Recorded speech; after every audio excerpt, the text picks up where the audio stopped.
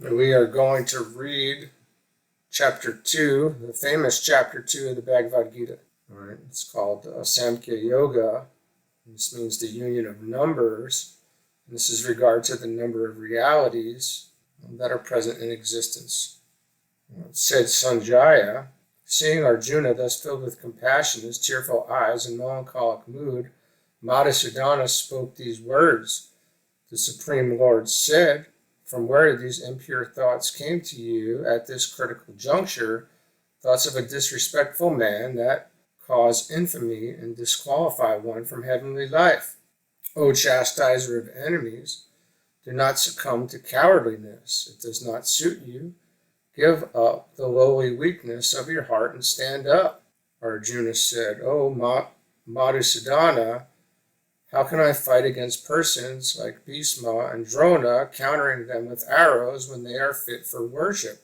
It is better to lead the life of a beggar in this world than to kill these great souls who are my teachers and superiors. If we kill them, we have to live and enjoy the rest of our lives with blood-stained hands. Nor do we know what is good for us, whether to conquer them or be conquered by them. Certainly by killing the sons of Dhritarashtra, we would not wish to live, yet they are all now standing there in front of us in the battlefield. Afflicted with the impurity of meekness and confused in my heart as to my dharma, I am beseeching you to tell me clearly what is in my interest. I am now your disciple. Please do instruct me and help me, as I have now surrendered to you. Even if I have sovereignty over an unrivaled and prosperous kingdom of the divinities in heaven, I do not think I will be able to drive away my grief that is now drying up my senses." Said Sanjaya, having thus addressed Rishikesha, Gudakesha said, "Govinda, I will not fight," and became silent. Dhritarashtra, at that time, amidst the battlefield, with the gentle smile, Krishna spoke the following words to the grief-stricken Arjuna. The Supreme Lord said, "You are grieving for that which is not to be grieved for, yet you are speaking like a great scholar. A true scholar would not worry about life that has ended or not ended. There was never a time when I did not exist, nor you, nor all these kings, nor will we ever cease to exist in the future. Just as the embodied soul passes from childhood to youth to old age, it also passes from one body to another. The undaunted person, therefore, is not deluded. Heat and cold, pleasure and pain arise merely because of the contact of the senses with the sense objects. They are fleeting. Therefore, O Arjuna, try to tolerate them. O chief among men, that person is eligible for immortality who is not troubled by the sense and who is equal in both happiness and sorrow. A Sat on reality knows nothing about existence, while Sat, reality, of non-existence. The seers who had the vision of both concluded thus about the two. Know that which is pervading all this as indestructible. No one is capable of destroying it.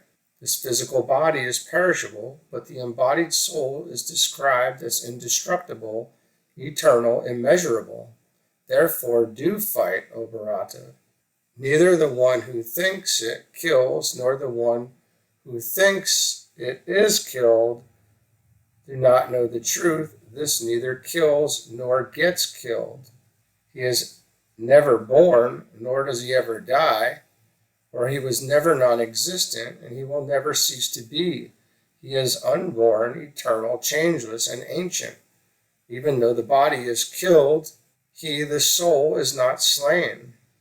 O Partha, he who knows that the soul is indestructible, eternal, unborn, and inexhaustible, how can he injure or kill anyone?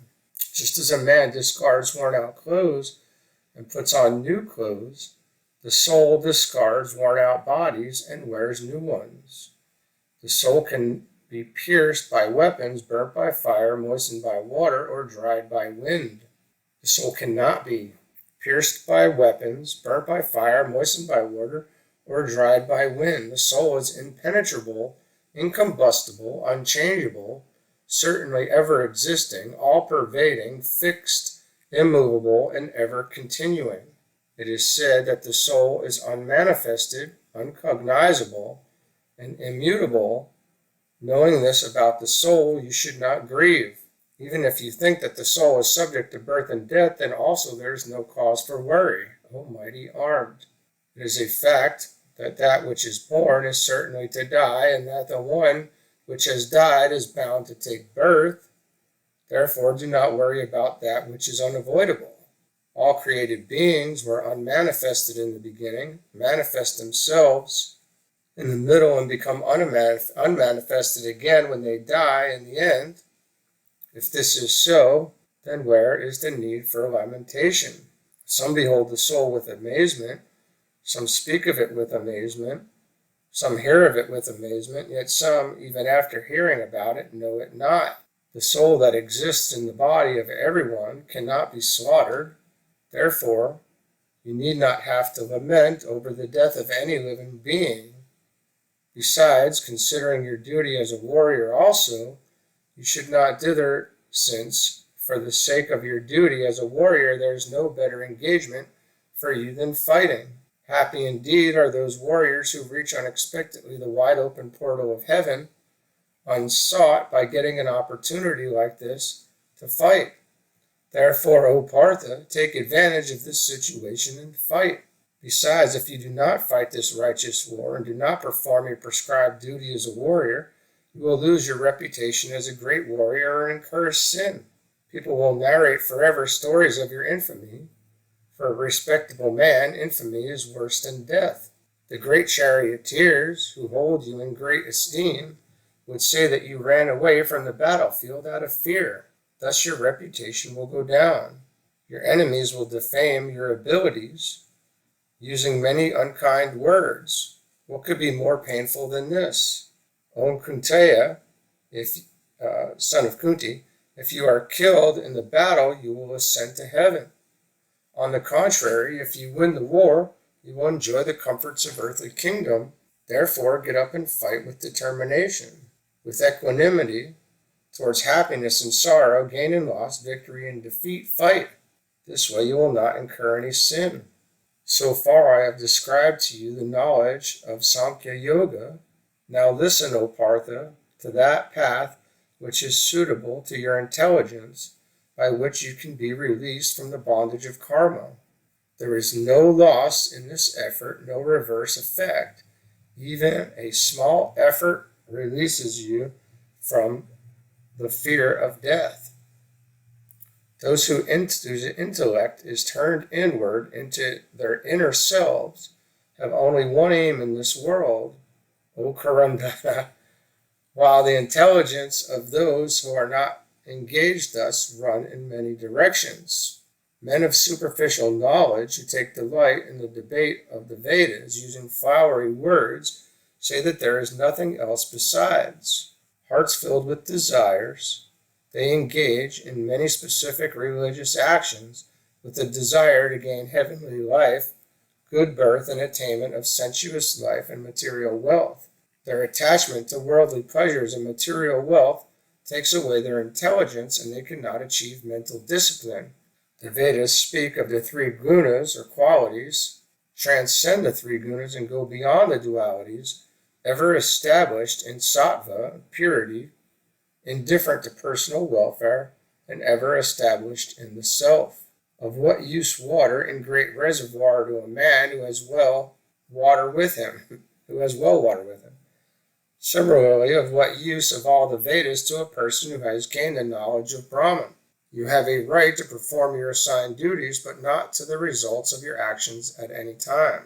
You have a right to perform your assigned duty, but not to the results of your actions at any time. Let there be no desire in you for the fruits of your actions, nor should you ever get attached to inaction or non-performance of duty. Established in Karma Yoga, do your duties. O Arjuna, sacrificing all attachment with the same attitude towards success and failure equanimity of mind in all situations, is called yoga. Actions that bind are far inferior to actions that are performed with equanimity of mind. Therefore, O Dhyana, take refuge in Buddhi yoga, equanimity of mind. Only the wretched yearn for the fruits of their actions. The yogi of equal-mindedness can get rid of both his good and bad gains in this very life. Therefore, engage yourself in this yoga, for yoga is but skill in performing actions. Performing activities with equanimity of mind, leaving aside the concern for the results, great men are liberated forever from the bonds of birth and death and go beyond the world of illusions. When your intelligence crosses the mire of illusion, you will become disinterested in what is heard and what is yet to be heard. When your mind remains impervious to the conflicting statements of the Vedas and becomes stable and fixed in samadhi, or absorption in the self, you have then achieved the perfect state of Buddhi Yoga. Arjuna asked, he who is established firmly in the equanimity of his mind, or samadhi, and has attained skill in the stability of mind, what is his language? How does he speak, and how does he sit and walk? Said Lord Supreme like this: when a person gives up all the desires in his waking mind, and when his self is turned inward and satisfied within itself, at that time he is said to be one who is stabilized in awareness.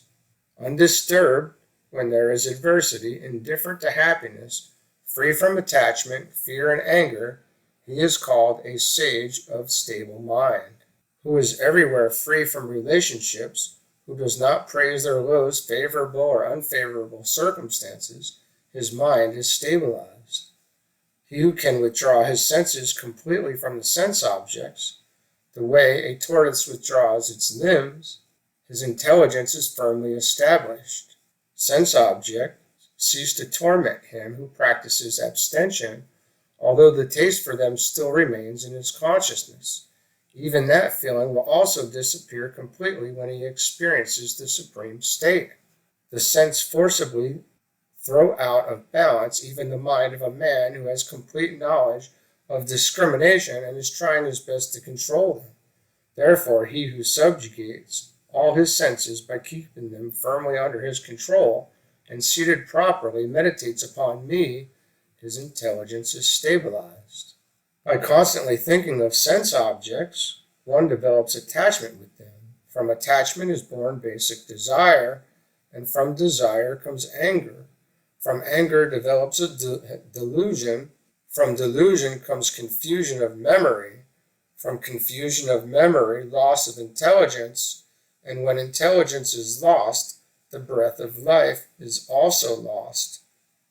But a man whose mind is under control, even if moving among the sense objects, and his senses are also under his control, he is freed from passion and anger and attains divine mercy. On achieving God's mercy, all his suffering is destroyed, and he becomes cheerful. In that cheerful state, his buddhi, or intelligence, is sufficiently established. Without God's mercy, there cannot be intelligence or happiness. And the one who is not established in peace, where is happiness for him? The senses certainly drive away the intelligence of a person whose mind is constantly engaged, even if in only one of his roaming senses, just as the wind blows away a boat that is floating on the waters. Therefore, O mighty armed Arjuna, when the senses are controlled from all directions from the sense objects, his intelligence is firmly established. The state which is considered as night by all the beings is a state of enlightenment for the awakened soul, but the state in which all beings think they are awake is perceived as night by the enlightened seer. As the ocean which is full of water remains unagitated when the river waters continue to flow into it, the awakened soul remains undisturbed by the stream of desires flowing into him, not by him who is desirous of fulfilling his desires. He who gives up all his desires and lives without the awareness of any need, without any sense of ownership and egoism, he attains peace. This is the state of realization, O Partha, after achieving which one is not deluded. At the time of death, if one remains in this state of consciousness, one achieves the state of Brahma Nirvana, the state of supreme realization. Thus ends the second chapter, named Yoga of Knowledge in the Upanishad of the divine Bhagavad Gita, the knowledge of the Absolute, the yogic scripture, and the debate between Arjuna and Lord Krishna. So, okay, friends, there's the famous chapter 2 of the Gita. Okay, have a good one. See you soon.